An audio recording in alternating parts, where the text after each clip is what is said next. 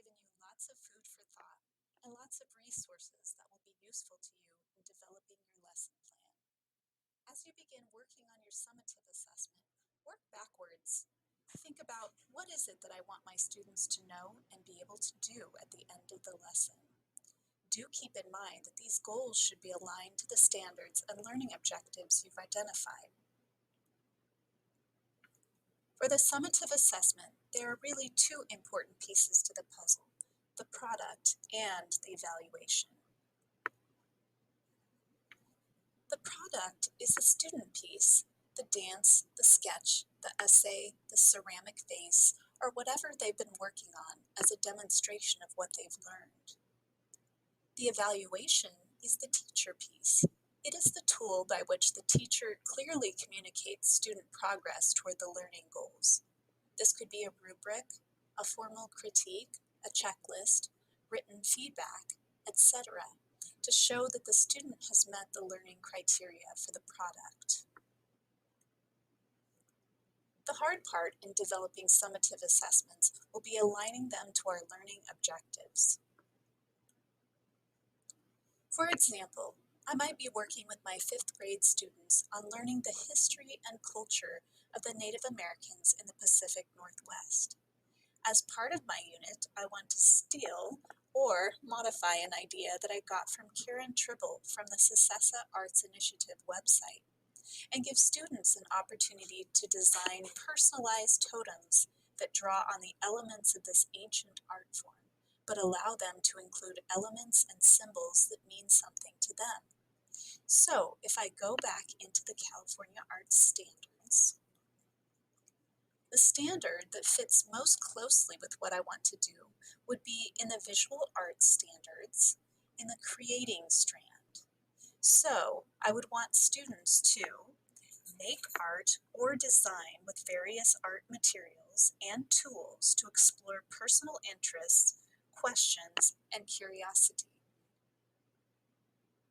My students have been reading books, watching videos, and learning about the culture and history of Pacific Northwest Native American tribes. But now I want them to get a chance to create personal totems, but draw on the elements of Native art forms to do that. So I'm going to use this standard that aligns with what I want my students to know and do. Make art or design with various art materials and tools to explore personal interests, questions, and curiosity. And even though I have a 5th grade class, my students haven't experienced all arts learning opportunities each year, so they really aren't ready to tackle the 5th grade standard yet. So we're sticking with the 2nd grade standard. Now I need to create a learning objective that's connected to this standard. Students will develop a modern totem that integrates personal interest with traditional forms. So I want them to use symbols and images that are meaningful to them, but to use the traditional forms we've been learning and reading about to create their totem. I've noticed that there are a lot of existing examples of these modern totems, so you can show your students a few examples to get them thinking about what their totems might look like. Now, I need to come up with some kind of prompt in student-friendly language that is aligned to the standards and objectives, so students know clearly what I'm asking them to do.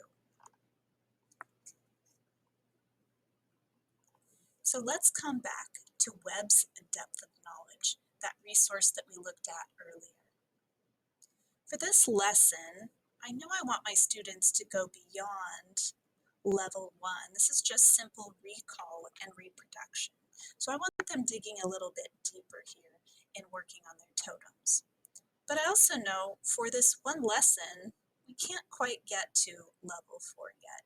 This would be really about designing a whole project, creating a film story, etc. So if I come back to level 2, this is really where I want my students to be, working with skills and concepts we've learned. If I come down to possible products, illustration is one. So instead of asking my students to design a real totem, I'm going to have them draw a sketch of their personal totem. For this lesson, my roles will be observing students, facilitating opportunities for them to think about and sketch, and doing some evaluation of their work.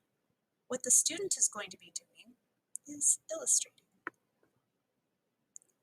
And I like this list of potential activities because this is going to help me with my prompt. So one of the potential activities is constructing a model to demonstrate how it looks or works. So if I come back to my prompt, I can tweak that language, and my prompt will be make a sketch that demonstrates how your totem will combine your interests with traditional forms. And this is given in student-friendly language. Instead of saying integrating, I'm saying combining.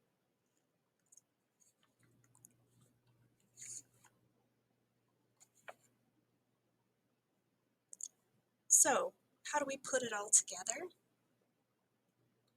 Remember, the summative assessment should include the final product. So I'm going to have to come up with a prompt that gives students a clear idea of what I want them to do and the criteria for what an exemplary totem looks like. I also need to consider the evaluation piece. So I'm going to create a checklist with maybe just 3 or 4 items that will communicate to students whether they've met the learning criteria or not. For another lesson, a rubric might be a good tool to give more nuanced feedback to students, but I might save that for when they've created the actual totems and not just the sketches. So now it's time to dig in and start creating the summative assessment for your lesson plan. Good luck, and remember you can always get back into the modules for resources or review.